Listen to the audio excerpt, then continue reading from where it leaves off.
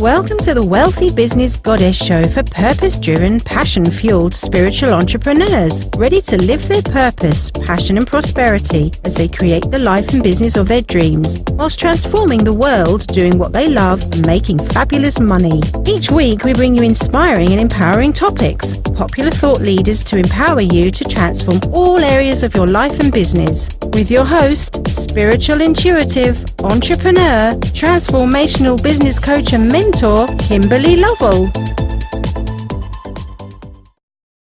Hi sweethearts, it's Kimberly Lovell here, your Wealthy Business Goddess host, and I'm super excited today to share with you a wonderful guest, Sarah Jane Farrell. Sarah's all the way from South Africa? That's right. Beautiful. So let me tell you a little bit about Sarah Jane.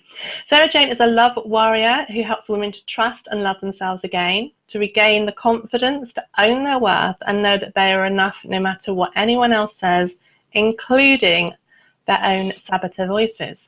They learn to identify their blind spots, fear-based, self-sabotaging patterns and unconscious commitments that keep them feeling stuck, exhausted and depressed, so that they can transform their old victim stories and trauma into truth and triumph. Because when you rewire your nervous system and stop the fight or flight or freeze by creating your own safety that you never had as a child, you have a strong mind of your own to live a fulfilled, deeply happy, purpose-driven life. Sarah's medicine is part ancient intuitive wisdom and part psychotherapy. She has a solid background in alternative healing modalities, pragmatic equine psychology and body-mind medicine, as well as nutritional-based science. She knows what works and what doesn't work, coupled with an intuitive gift to be able to see what others cannot. Her clients regularly report that her gentleness, humour, depth of awareness and ability to create change as if by magic contribute to the massive results achieved in short periods of time. Since 2003, she's run a thriving practice, both in clinic and online, and continues to reach animals, people around the world throughout her home study programs to live authentic and more empowered lives. She continues to help thousands of people recover from debilitating and misunderstood conditions such as PTSD, depression, anxiety, chronic fatigue, chronic pain, and much more by getting to the root cause of their suffering so they can remember who they are and love themselves and their lives fully. Sarah Jane's brand, Access Your True Nature, is her ethos and represents a desire to leave the world a better place than we found it. One nervous system, one brain at a time, by educating, teaching, and a creative science geek and a lover of the natural world. Sarah Jane. Oh, that was a wonderful introduction. Well, it's always great to play with you, so thank you for having me on this wonderful. You are so welcome. I'm super excited about the topic that we are speaking on today. Don't think and grow rich, how to make money in a new feminine economy without selling your soul to the devil. Ooh, juicy. Yeah. So tell us, Sarah, what you mean by don't think and grow rich. Stop thinking. I think that we're the only species on the planet that have sort of gone away from our intuitive, wise intelligence of our bodies that really know how to tap into abundance and know that we're abundant. And I know that we've been told our whole lives and programmed throughout many lifetimes probably that we have to think in order to grow rich. And I know most people love that book, so I was just having a little fun with the spelling, the spells we cast on really looking at how do we get back in touch? What if we could feel? What if we could feel and use that sort of intuitive knowing instead of spiritually bypassing all these primal urges to be touched and seen and heard, rather than thinking we have to go outside of ourselves to get something that's going to make us feel rich. So, I always say, how does money come to us? How does money actually come to you in today's world? And a lot of people can't answer that. And I always say through people. Money comes through connection, and my currency, and I know your currency, is definitely connection, because we work and touch people every day through our work, and everybody does. It doesn't matter what profession you do or how many PhDs you have. it's all about connection. So, how do we create abundance and meet our financial responsibilities if we're feeling separate from others? We've kind of given ourselves a psychic lobotomy where we try and think our way through feeling good and feeling rich and feeling wealthy in all areas of our lives, haven't we? So I always say, don't think to grow rich. Just know and trust that you are, and let your body show you what it looks like to actually be wealthy. Beautiful. I love that. So rather than thinking, feeling. Yeah. We've forgotten our desires. I think so many women that I speak to have forgotten what it feels like to actually love themselves. And if you don't love yourself, how can other people love you? And if you're not showing up because you're going into judgment and you're thinking you're not enough. And I work with a lot of recovering perfectionists. I am one myself.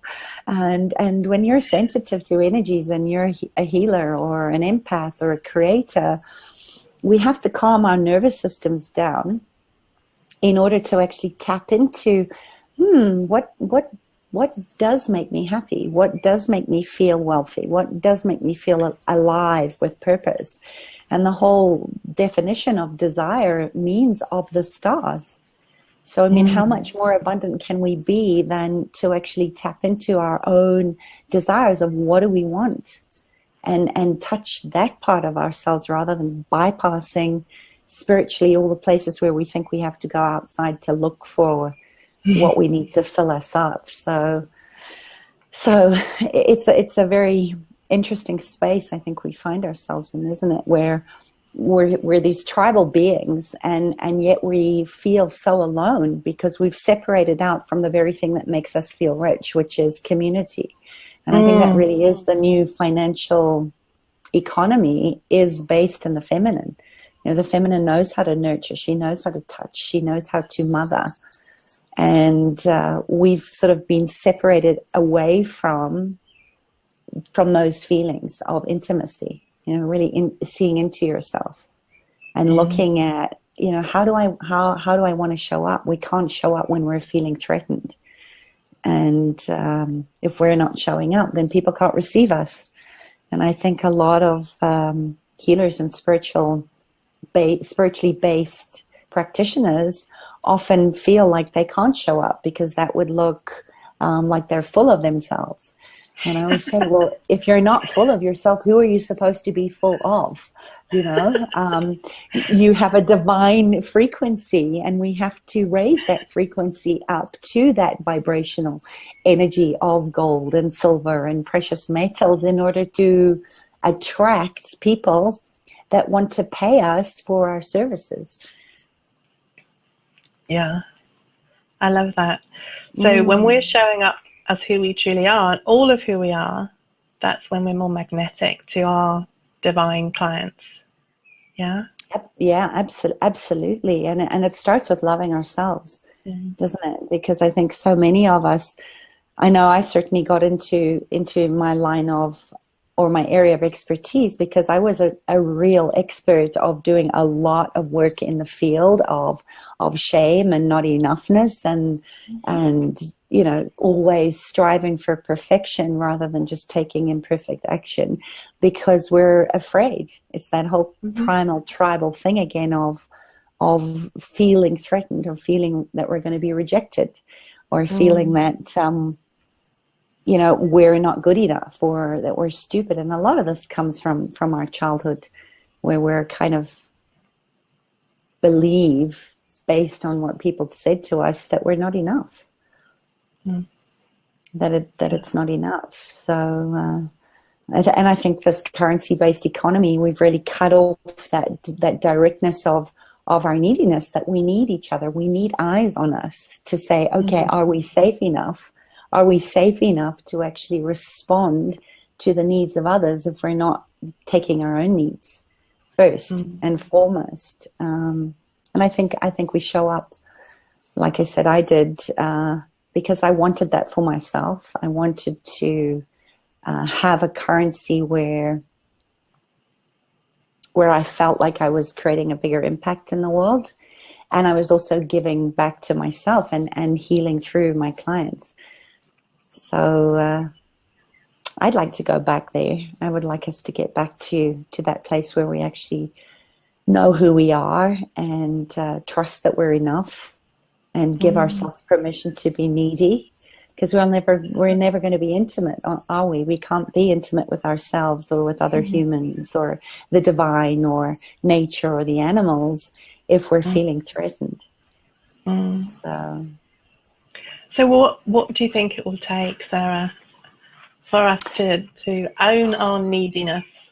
Knowing what you want, I think, is a really good place to start. Knowing that we come in as joy, that we come in embodied in love, that we've chosen these physical bodies to have these experiences and make an impact, and that there's nobody else like you on the planet that does what you do.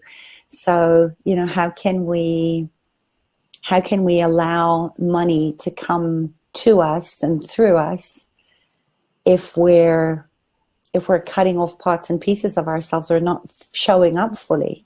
So I think the short answer to that beautiful question is to have a willingness to be vulnerable, to be self-aware, and to ask what you need, so that you can take care of yourself, but to take care of the people that are looking for you.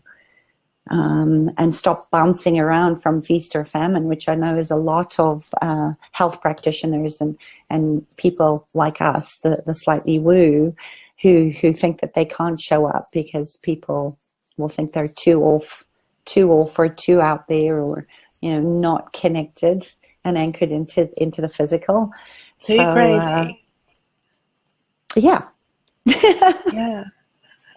Yeah. Yeah.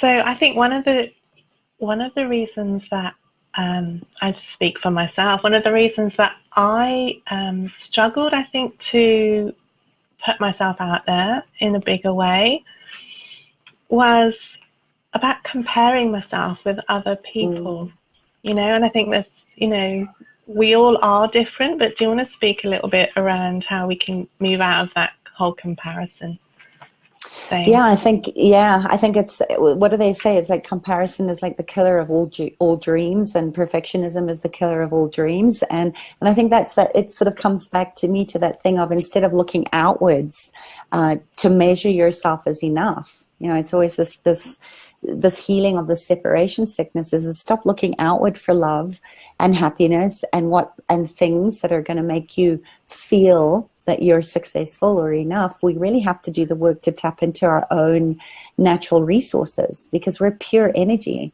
and we're not wanting the money. I don't think that a lot of the people that are part of your tribe and the people in our communities, we're not looking for, or we're not driven by money. We're driven by what the resources of money can give us to get our work out in a bigger way and to really make an impact for a sustainable planet.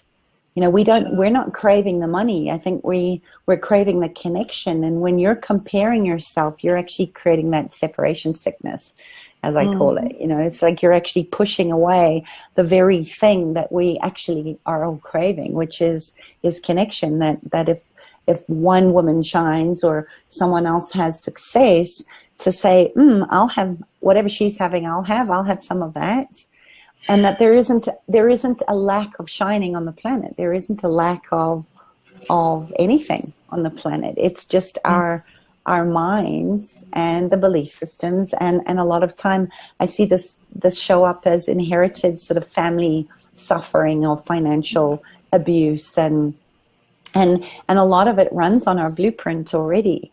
So that's why I love working at the level of the nervous system and getting really down to the root cause of what caused you to separate out and think that you are not enough, going into that comparison. A lot of times we don't even know it's running. That's why they're called blind spots.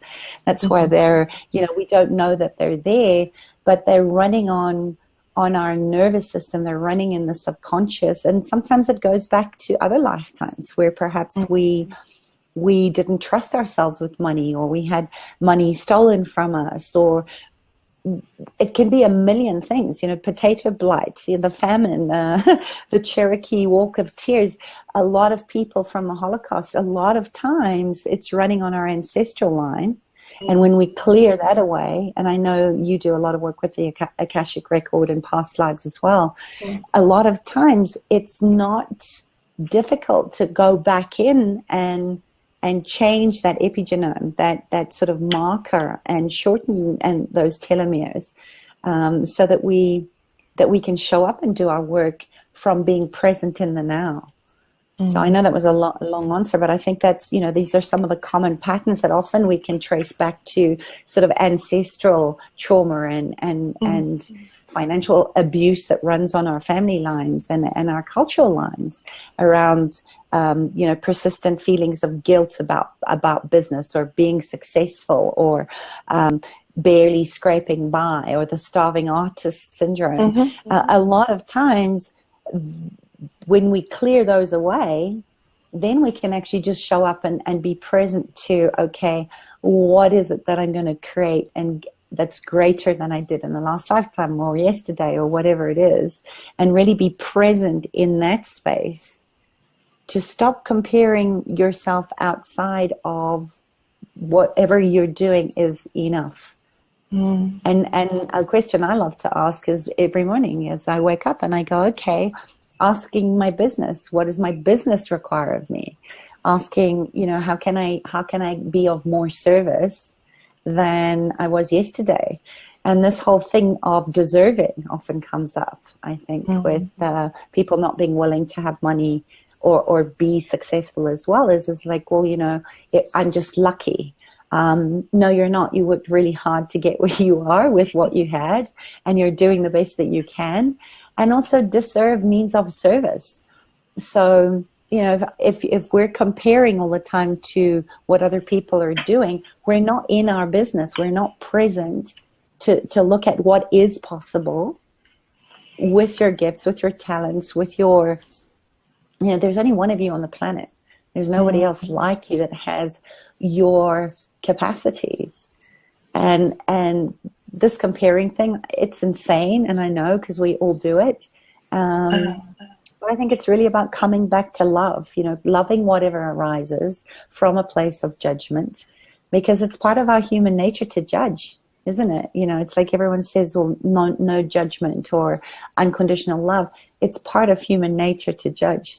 And I think the fear that comes up around that a lot of times is really there to just remind us of our humanity, just to keep us, the small soul, in check, the ego in check, so that we can use our ego to serve the big soul, the big spirit of things, because it's bigger than us, isn't it? It's not about us. Yeah, for sure. I was just thinking, I love so much etymology, when we're looking at the root of words, and as you were talking then about deserve, and I was thinking about desire. So I was just thinking, we're like the stars that shine, and the stars don't compare themselves. So why do we compare ourselves? The stars just show up and they shine. Exactly. Don't you love that? I love that. Beautiful. And I think that's another part to get out of the comparison trap is to remember, it goes back to the mindfulness and to love yourself gently, to step gently on yourself, because like you said, the stars don't compare themselves. The trees are all growing. I'm looking out of my garden. The trees are all there. The birds are flying around. Nobody's comparing themselves. I'm a tree, and I'm going to be the best tree I possibly can with the resources that I have. They're not kind of going, oh, I'm not going to sing today because my feathers are wet. They just sing for this. Birds sing for the sake of singing.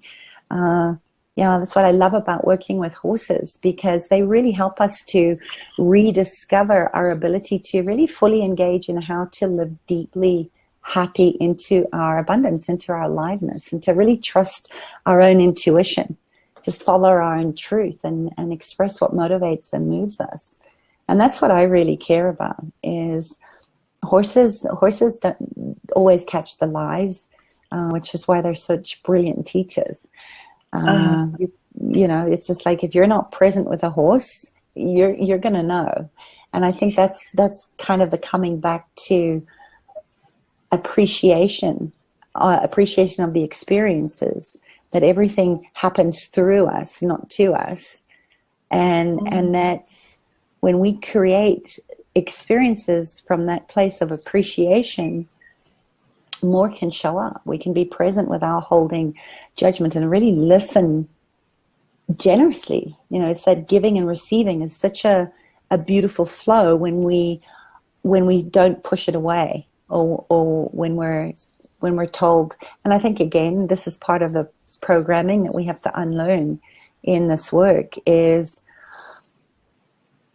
we're almost rewarded, aren't we, for being independent, for not needing anybody, which is so against our mammalian traits of being human. And again, I think it's the coming back to looking at, what do I need? What do I need in this moment that is going to allow me to not just receive more, but to give more? And that law of sufficiency, that there is enough. There is enough of everything. What if money could be like breathing? We don't stop breathing at lunchtime because we've taken our fair share, and we're not allowed. We just trust that there's enough. There's enough there. And yes, the mindfulness is that we need to be the guardians, not just of our own bodies and our body of work and what we're showing up and serving in, but also to create a sustainable planet.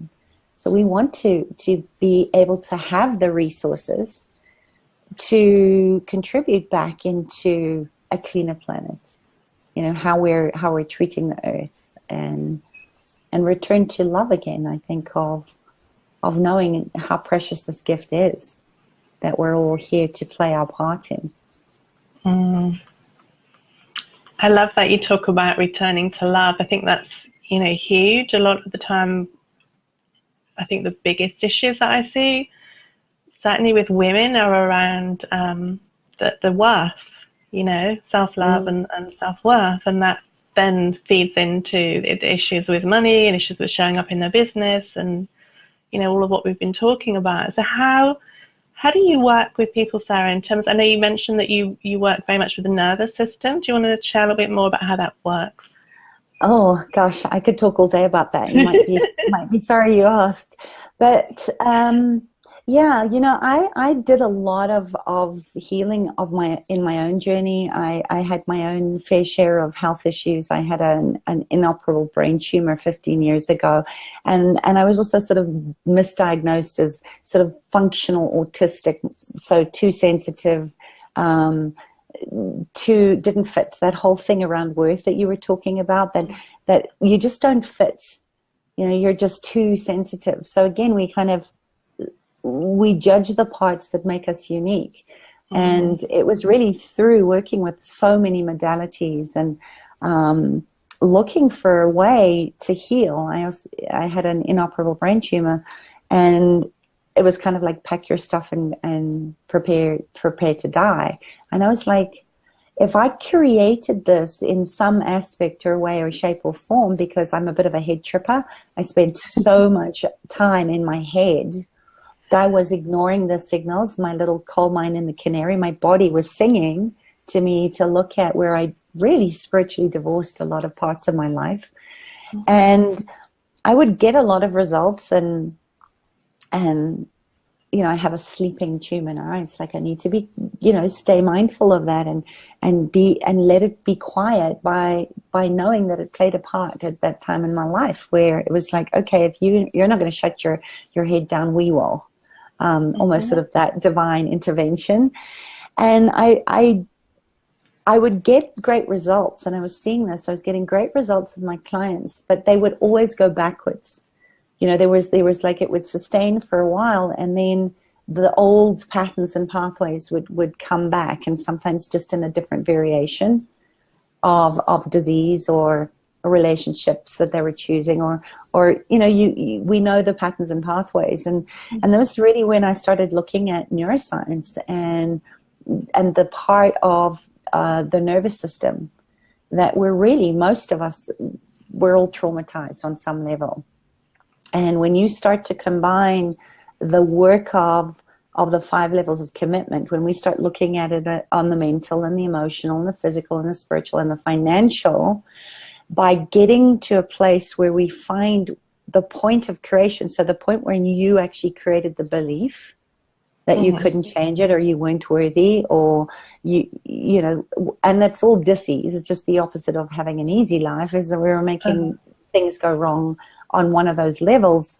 It always came back to this place of safety. So, you know, the adverse childhood experiences is a study that Kaiser Permanente did, where they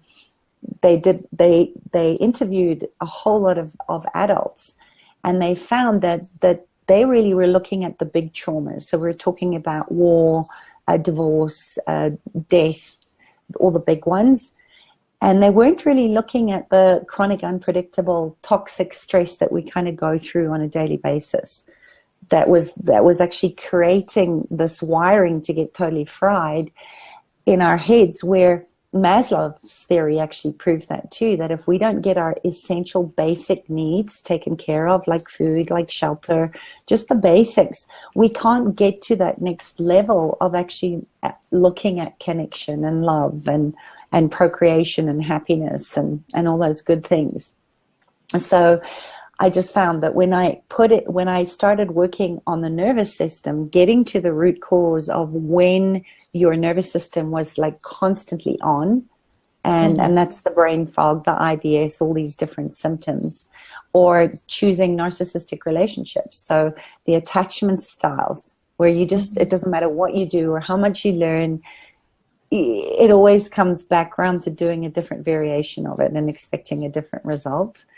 That I really started to see profound changes with my clients, not just in how they were creating money and success, or, you know, doing work that they absolutely loved without sacrificing or selling their souls to the devil in another area of their life.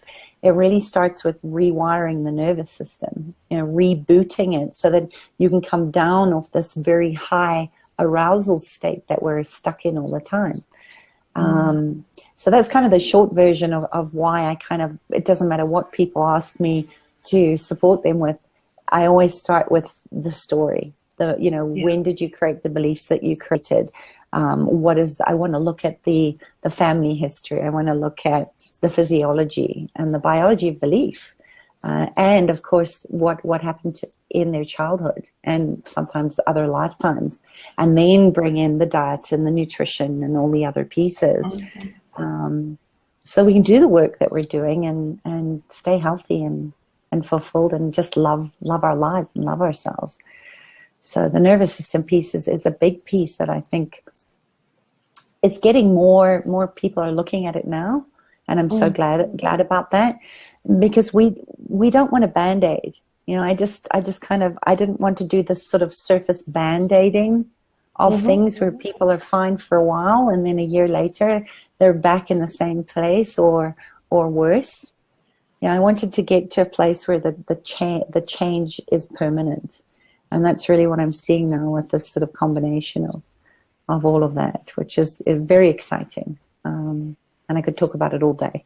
Beautiful. So it kind of sounds like you're working in a very holistic way. Yeah. I mean, I call it lifestyle medicine because it really is about setting realistic goals.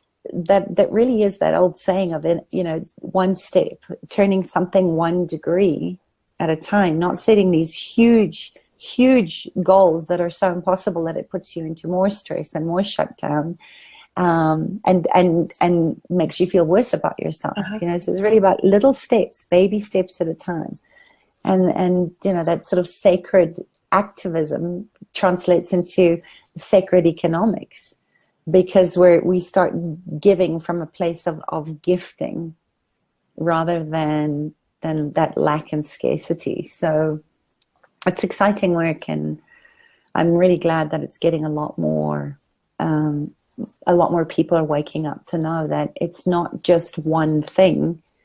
It really is about, first of all, choosing it You know, you have to be willing to choose it, because we can't just meditate ourselves into abundance. We actually have to do something. We have to do action. So really aligning your soul with your goals, really getting clear on what is it that you love. What do you love about yourself? What lights you up? What could you do in your sleep backward and give away for free? It gives you so much joy. And then knowing that when you're aligned, you know, it just flows. It just flows out of you. It's not work. It doesn't drain your energies. It doesn't burn you out, because you're getting filled up by the fact that you're creating some kind of positive impact in the world. So, you know, I think that's the beautiful thing about those old cultures, the nomadic lifestyle, that nobody compares. You know, the tribe only works. Lions actually taught me this, that the livelihood of the tribe or the lion herd depend on the team working together. So it's, again, there's no comparison there, because everybody is honored and revered for their gifts. So in the lion herd, you'll often see the young lions will go in with the speed and the agility to bring down dinner, but they need the support of the wiser older lions who know how to take down the kill, and then everybody eats. So there's appreciation and gratitude for every part contributes to the whole. And I think as human beings, we've gone so far away from that sort of tribal truth of social support and community, and the value of that each one of us holds a different gift that makes the whole stronger. Yeah. So animals are just such amazing teachers, aren't they, for us? They are. They're incredible. They're absolutely incredible, because it's just like you said. They just be the best that they can. Even those little dandelions you see growing up through the bricks, you know, they're not complaining and going, "Oh, this is so hard," and then, you know, someone sprayed Roundup or some horrendous poison on them. They don't die. They're recalibrating and re-engineering their blueprint to find a way through. It's like when we're children, you know, until somebody tells us we can't and we start to doubt, we don't stop until we get what we want. So why would we stop when we get big? I love that. I was just thinking as you were talking about those little dandelions, they don't know the word I can't. Know how they come up through the bricks. But we all have that possibility to break through our limitations and our restrictions and overcome our challenges and create these amazing breakthroughs. Absolutely. I know that's what I always say. It's like each one of us has our own, obviously I just pulled my earphones out, has our own special medicine, you know, and just like the dandelion, the roots are going to give you a different medicine to the leaves, and nature wastes nothing. So, you know, the sooner I think that we come back to our hearts, the sooner we actually start to celebrate and appreciate our unique gifts, the sooner we get to share more of our own unique medicine with the people that are looking for us, and that's such a beautiful place, isn't it? Because that's why we came here. That's why we chose to have this experience, because we have our own value. You know, we're our most valuable resource, and I think money has diminished the value of the gift that each individual is. Yeah, I think until what I see and that I know I've experienced myself is that kind of like an aspect of us is dying to share our gifts with the world, because that's what we came here for, right? And so when we're not doing that, it's like we're not giving to the world, but we're not giving to ourselves, because as we give to others, it's flowing through us, and so we're also receiving in that giving. So it's just so important to break through these limitations, so that we can actually get out there and shine and share and be that contribution, and also to be fulfilled in the living of our purpose. That's so beautiful. It's so beautiful, because I totally agree. I totally agree with you. Yeah. Yeah, that's the So, heart-based economy, isn't it? It's not yeah. currency. It's about valuing that you are your most valuable asset, and you are self-fulfilling in the energetics of that. It's just like we have enough energy in our bodies to light up, I don't know, whole cities, and yet we're using such a small amount of it because we've been programmed to dim our light, that it has to be dog eat dog, or Yeah. we're cut off from the directness of our neediness. And I think the sooner that we really start to appreciate that it is of service to know that you have worth and value, that you are, it's the serving, right? It's the Yeah. showing up in service that actually creates the abundance. All my needs are met. That is a very different energy to going, oh my gosh, how am I gonna make a living? And I think Joseph Campbell said that it's not so, that I can't remember exactly what he said, but he said something like, I don't believe that people are looking so much for the meaning of life as much as they're looking for the experience of being alive. And if we're making money bigger than us, if we're making anything greater than us, we can't actually discover how to fully engage in our environment, to live into our love and our happiness and our aliveness. So, I think it comes back to trusting your intuition and trusting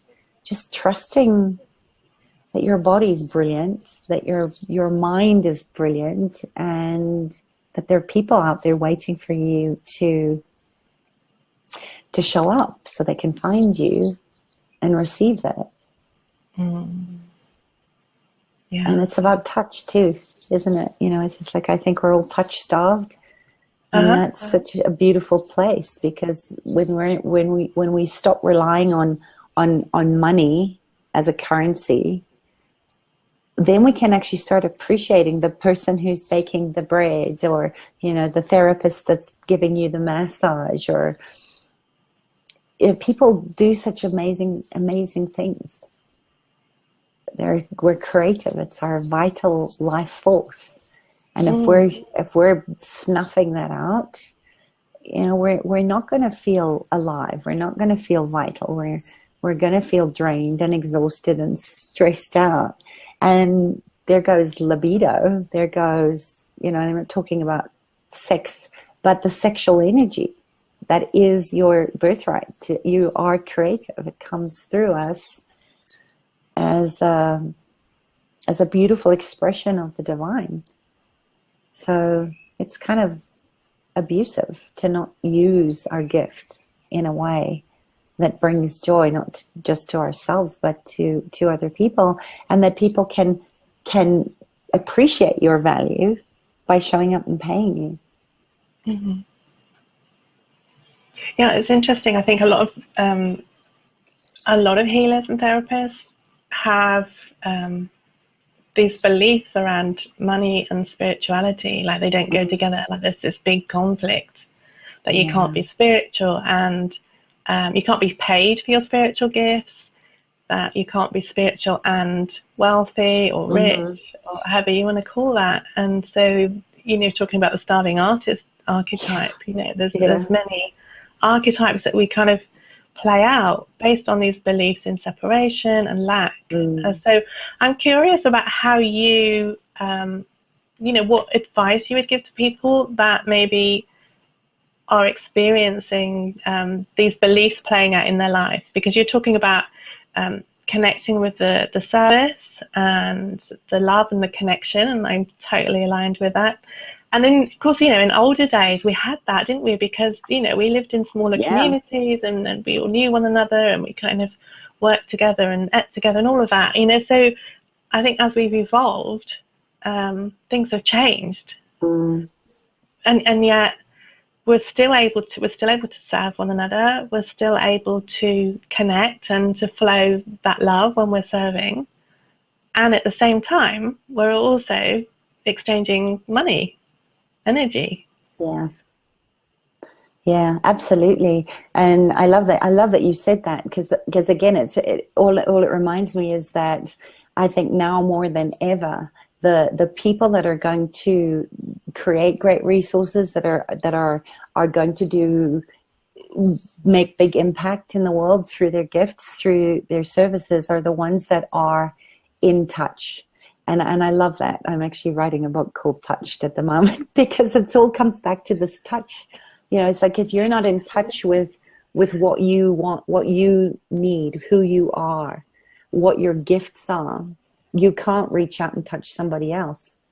So, you know, my awareness on that is get in touch with what you want, get in touch with what you love, get in touch with how you love, and stay in touch with people, because we need people to show up and pay us. I love how you maybe we should give that as an exercise for people to do, to touch themselves, stroke themselves. Yeah, you know, just rubbing your fingers together, just giving yourself just feeling your skin and thanking your body for carrying you, and you're, you know, just looking at your fingers. I do a lot of somatic experiencing work, the work of Peter Levine. If anyone wants to learn more about how we're wired, he wrote a beautiful book called Waking the Tiger, which goes into some of the ways that we're wired. You know, it's like we're not hardwired for success. I believe we're all born with the same potential, and it's these layers and layers of programming and you know, abuse and that, like you said, that whole perpetrator, victim, observer role that we're all playing at one point or another. And no wonder we don't know who we are anymore. So, you know, just looking at your finger and orienting yourself to the room and knowing that, you know, there's energy. The minor chakra of the heart is right in your hands, which is why we need to be touched, because we're connecting through that beautiful heart energy. And when you can get back in touch, when you can start loving yourself exactly where you are, to stop making yourself wrong, like you were saying, stop comparing yourself, stop going yes but, you know, get the buts out the way, and really tapping into some of some of these beliefs. You know, I don't believe that there are limiting beliefs. I think the beliefs that we had at the time that we created them were there because that is what kept us alive. And like we mentioned before, there are a lot of very sensitive, highly intuitive empaths and healers doing incredible work, but they're not willing to receive the money before. It's not about making it wrong. It's about getting curious about, okay, it's possible that I was burnt at the stake for being a powerful medicine woman. Women have been persecuted for centuries for being powerful. And the old patriarchal ways are falling because the mother energy of the medicine woman, of the tribe, the women that sat in the red tent and shared their wisdom, were powerful. And of course, there's going to be fear that arises on some of that. So I think the first one would be to trust, you know, trust that you chose to be here and have this experience and share your gifts is the first part. And love the parts that don't trust. You know, do some of this mirror work, or I use a lot of the, not inner child, because I think that we still have fragmented parts of our child that runs our lives. We're not making the decisions. You know, I hear women so often say, oh, you know, I should know better by now. I don't know why I keep choosing the same abusive men. Why is not a very good question, but there's a pattern repeat there that may go back into how your father was, how you saw love in your house, how you saw people interact around in relationship. And if you can start to get curious or find somebody that can help you to access those parts and integrate them back into your adult self, then you get to be the secure adult for the child that's running your life from scarcity, from lack, from into abusive relationships. And that's the attachment work of looking at it. You know, if you're avoidant in your style, why? You know, what made you that way? Well, maybe because you had to numb down because there was no love, or you weren't seen, or you were unappreciated, or you were made wrong as a child. So healing these unresolved traumas from the level of the nervous system, really getting to the root of where that started to grow. Because all we do is we really have, like, oftentimes it's a big trauma. And I'm not talking about the sexual abuse and the really horrendous ones like that. I'm talking about the smaller ones. We start to collect all the other neural nets, and all these other little stories get attached to this big one. So when you collapse that original thought, all the others disappear, and then you stop the old patterns and pathways and behaviors that you don't want, including the ones that you have with money. So, you know, that's great. And just, I think, knowing that there's nothing to fix, and there's also nothing to hide, and there's nothing to prove. You know, if you can just show up fully expressed, how powerful would you be from that place of knowing that there is nothing to hide and nothing to prove, that you are enough? And what if it could be as simple as that? But we have this thing, so we overcomplicate everything and shut ourselves down. So I think that's the work, that's the mastery, isn't it, Kimberly, of being in the presence of yourself every day, so that you can. I think sorry, the whole feeling of just being, because we spend so much time thinking, we spend so much time doing. Just to actually be and to be with ourselves. And kind of like just to be love. Exactly. You know, I know it was, for me, I think I was either too much or not enough. You know, we're too loud. Yep. Or too quiet. Too shy, too in your face. But what if we were just beautiful beings? Because that's the truth of who we really are. Yeah. And that's the work. That's the work. That's why I'm a warrior for love. Because it all comes back to that. You know, when did I stop loving myself? Who told me I wasn't lovable? Like you said, it was that you're too loud, you're too this, you're too that, you're never enough. And I actually saw a young girl in my clinic, and I think our parents do the best they can with what they have, and also they pass on, don't they, how they learn to love from their parents. And I think most of us would agree that we have trauma in our family lines, and a lot of kind of really weird dissociative tendencies within the family matrix.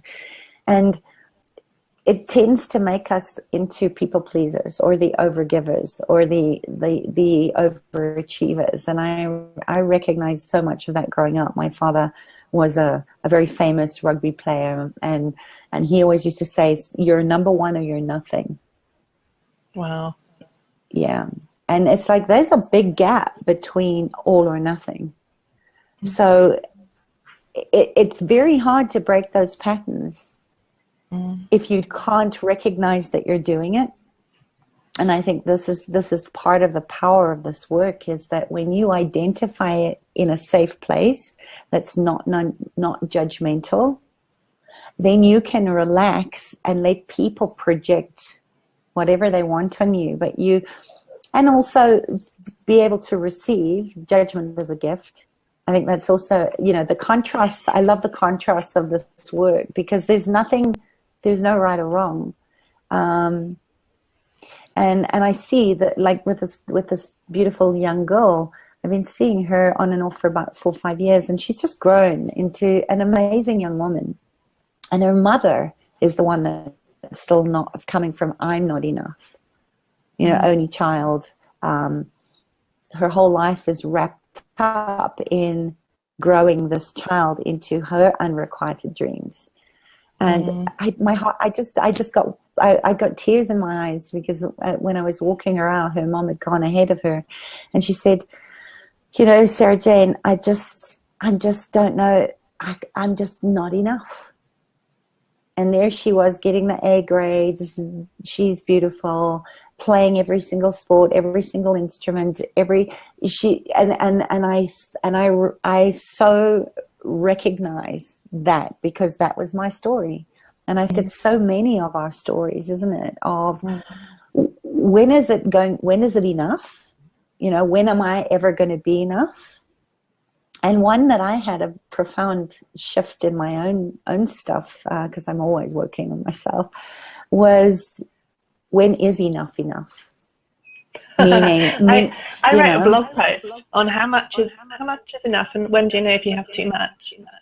It was actually to do with oracle cards, but it's this whole thing about enough or not enough, and too much. And I think that's the big that piece of neediness, of being willing to know that neediness is the greatest strength that you could possibly own. It takes courage to ask for what you want. And for me, it was like, I need somebody to tell me when enough is enough.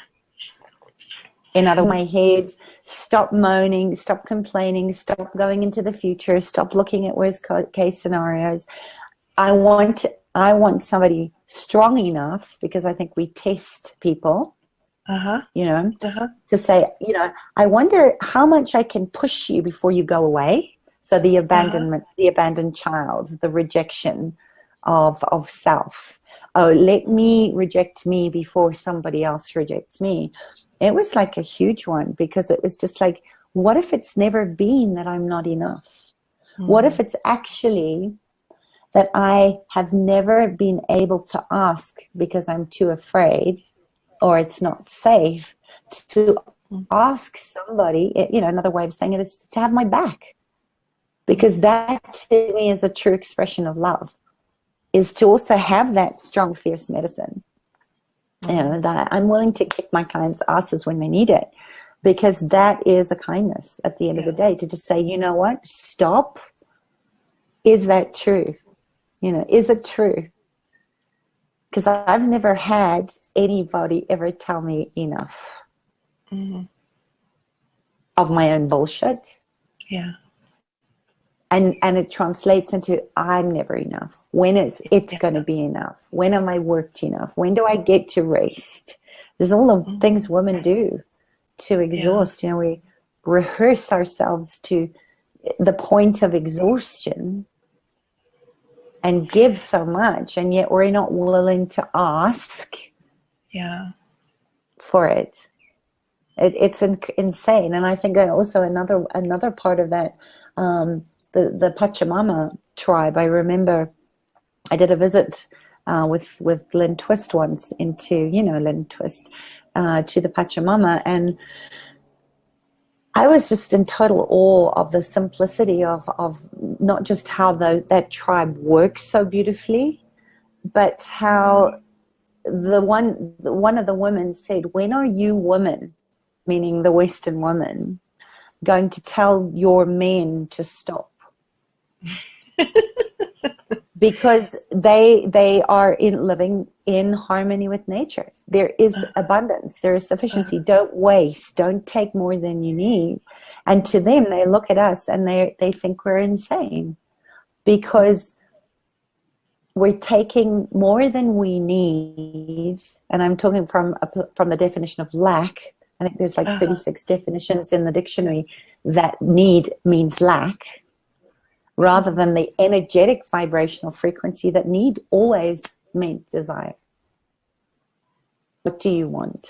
Not what I need, like the 2-year-old, but I need it. And that's the part that runs our lives.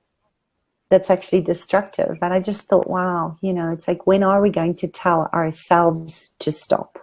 That we are enough, that we have enough, that we live in an abundant universe, as long as we are using our natural resources. And that goes back into how we're using our own natural resources. Our body is our natural resource.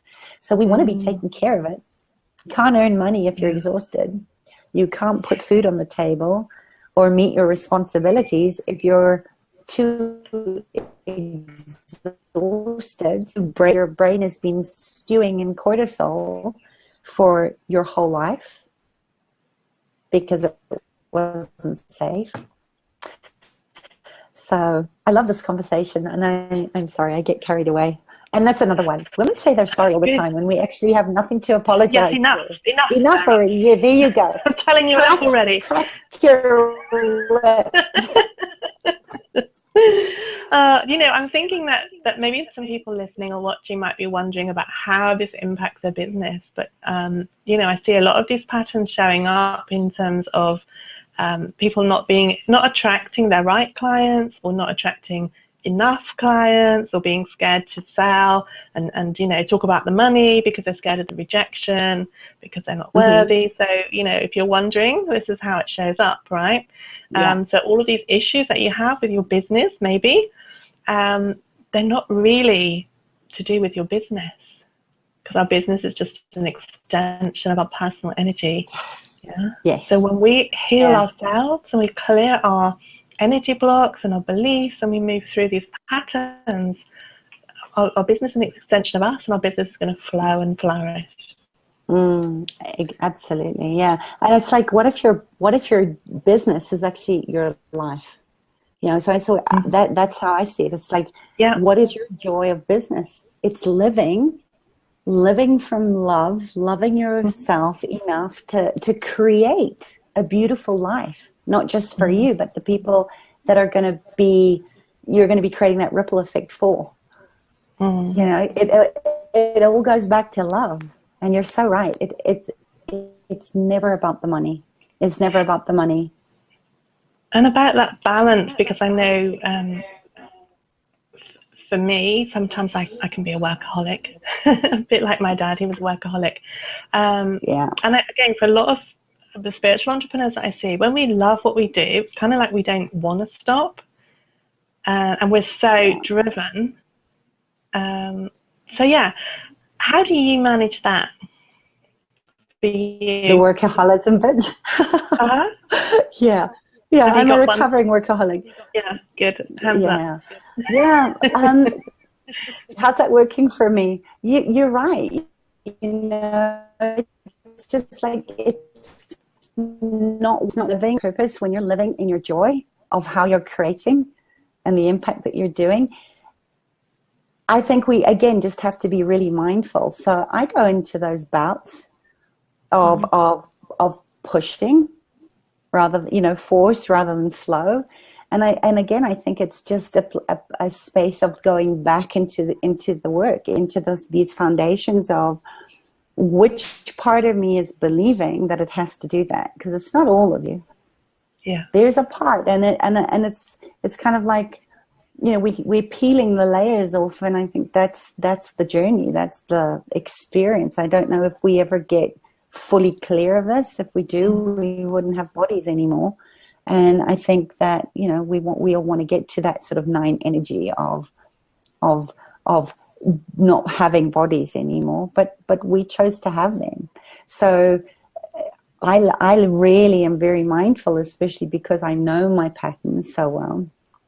I know what happens when I push too hard and stay up too late and drink too much coffee and don't move and don't eat properly because we're so in the zone and so in the flow.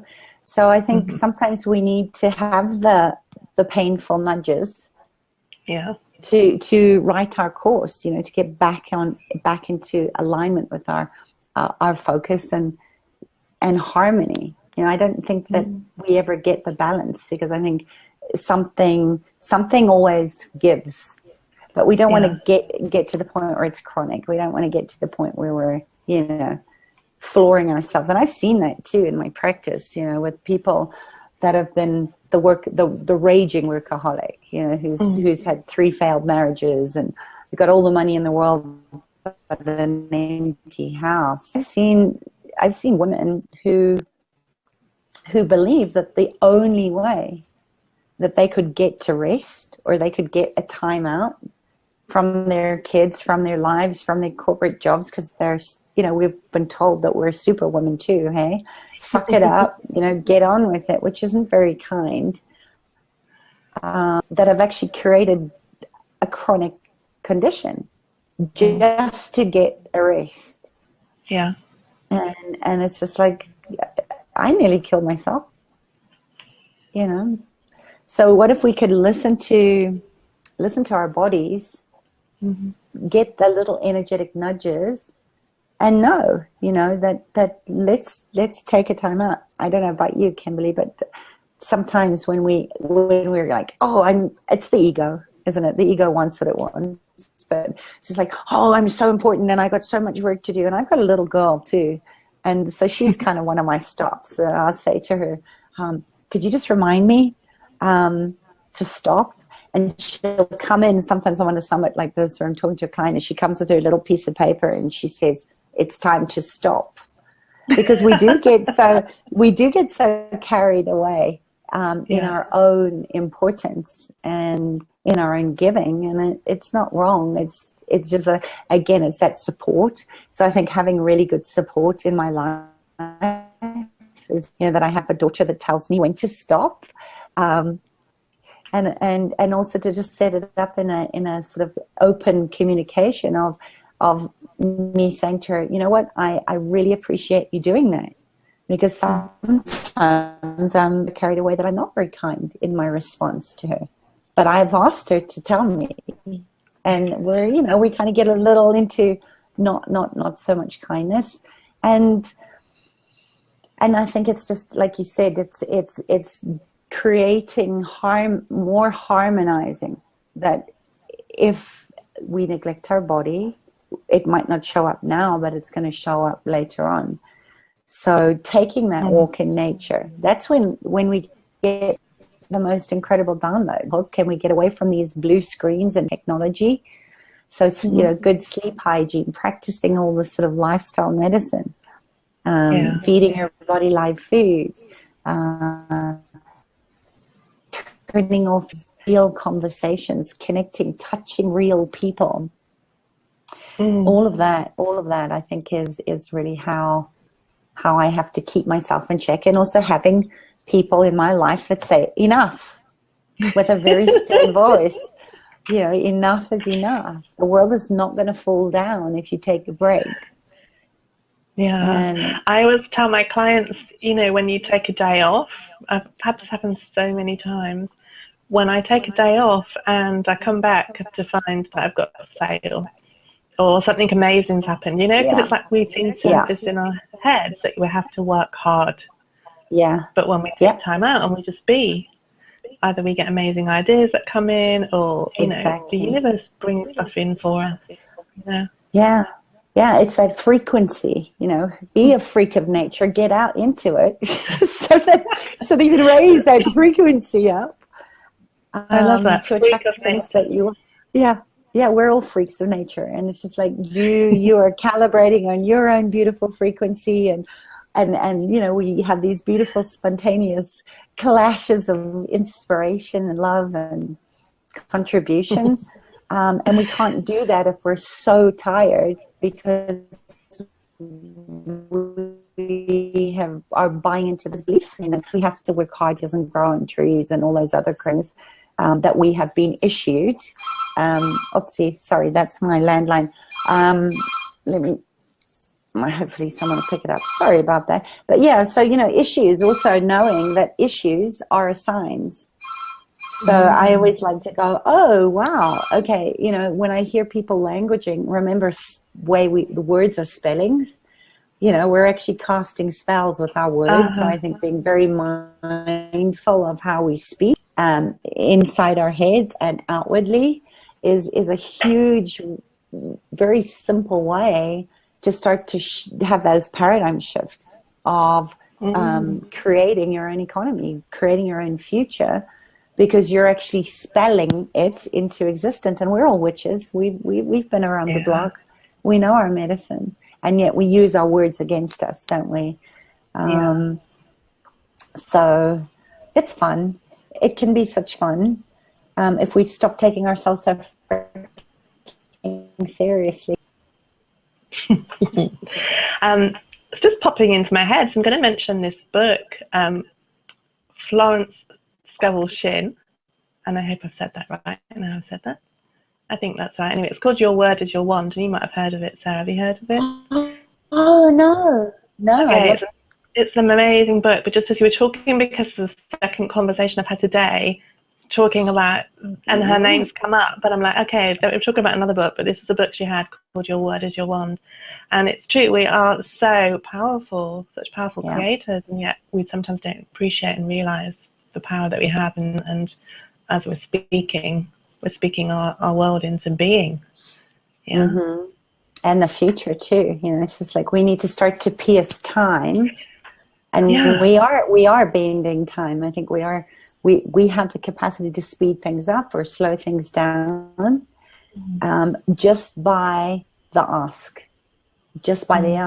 And yet when we do it, we say, oh, we were lucky, or oh, it just happened. There is no freak of nature other than your own frequency.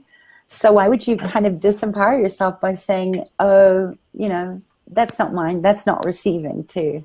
And I think that's really how we push away abundance, when we're not willing to actually go, holy crap, I'm brilliant, look what I just did, because we're told that is not humble, and it's being too big for your boots, and all those programs again that we got beaten out of our potency. We got beaten out of being our own frequency, right? We start to duplicate our families or our mothers or our fathers, operating systems, rather than creating our own operating system from that place of saying, I'm not going to waste my gifts.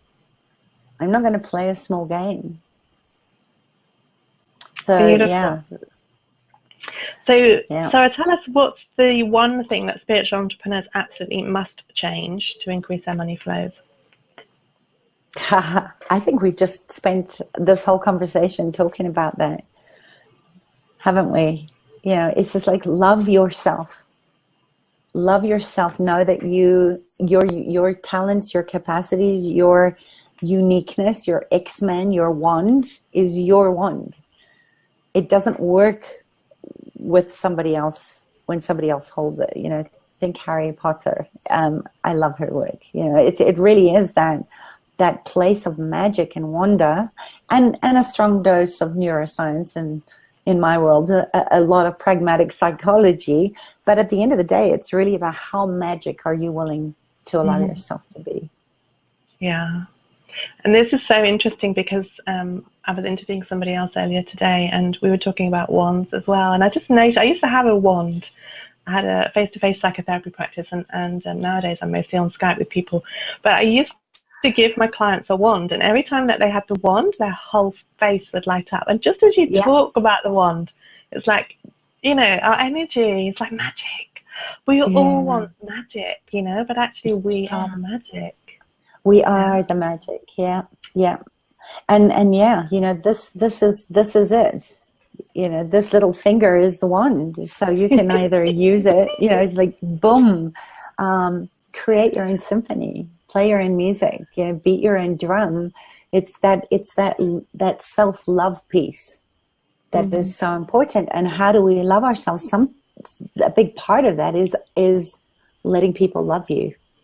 Letting people see you. You can't love something that isn't there. So if you're not present in your body, if you're not present in the now, and I think this is part of my love-hate relationship with technology, is that it's, you know, it's really, it's so beautiful in so many ways that we can get to talk on 2 different continents like this and speed around, you know, like we were skiing down a snow slope. But it's creating even more separation. It's creating even more social anxiety. People, especially the kids, you know, they don't know how to touch each other. They don't know how to connect in a physical form. And yet the contrast of that, because, you know, I'm all about contrast, is I think that unless we find a way to create an interface with artificial intelligence, like all this virtual reality stuff, we have to learn to do that in a way that we can still stay healthy. Just like you've got me thinking now about your question earlier about how do we integrate all these parts and pieces in a world that's changing so far and still maintain our sanity, for one. You know, how do we create peace of mind in a world that's gone crazy? We have to create our perception of the world from a different place, which is really what our ancestors knew, was come back home, come back to the tribe, come back to community, come back to loving who you are and appreciating you. What you appreciate appreciates. So if you're pushing it away, how do you do that? And I don't know. Have you done any of this this virtual reality stuff where you put the mask on and you're in another world? No. Yeah, me only in my imagination. Either. Well, exactly, and that's I don't need a mask. I can watch the bumblebee, and I can journey into the flower with the bumblebee. Exactly.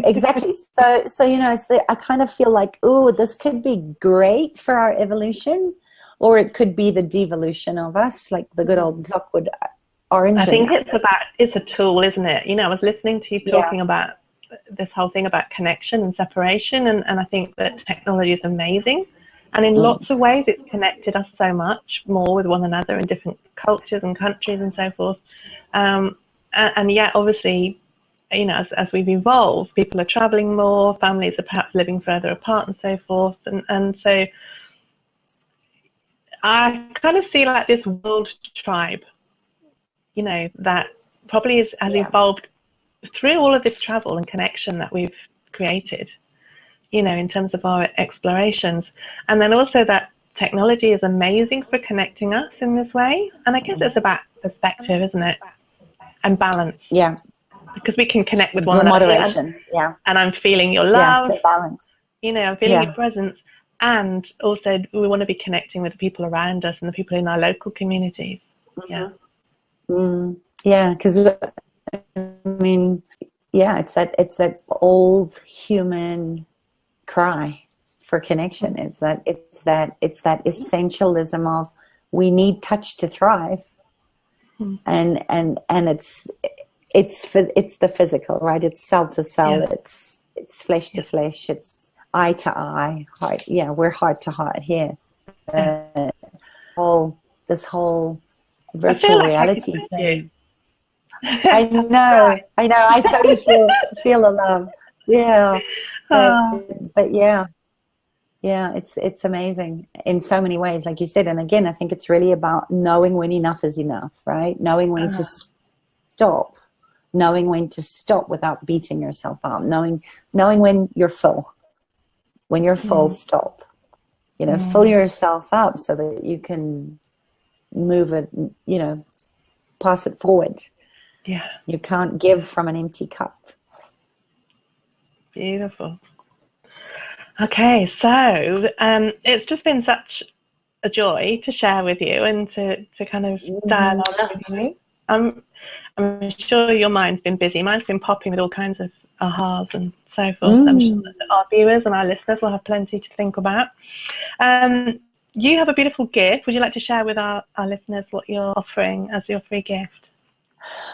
I would love to reach out and touch some of your audience or some of your tribe that are interested in learning more about how they can work with me from a nervous system point of view, and connecting all the dots of adverse childhood experience in that. So I think we're offering a 30-minute Skype session with so me. it's a 30-minute private Skype Clarity to Wealth, Health and Happiness Discovery Call. And this is for leaders who are ready to dare to tell the truth and stop trying to be something that you're not, so that you can stop wandering in the land of feast and famine and attract your divine right clients who see the value in your services because you're authentic in your storytelling and they trust you to solve their problems through your expertise. I love that. That's just so much wisdom there in the marketing of your offer and in sharing.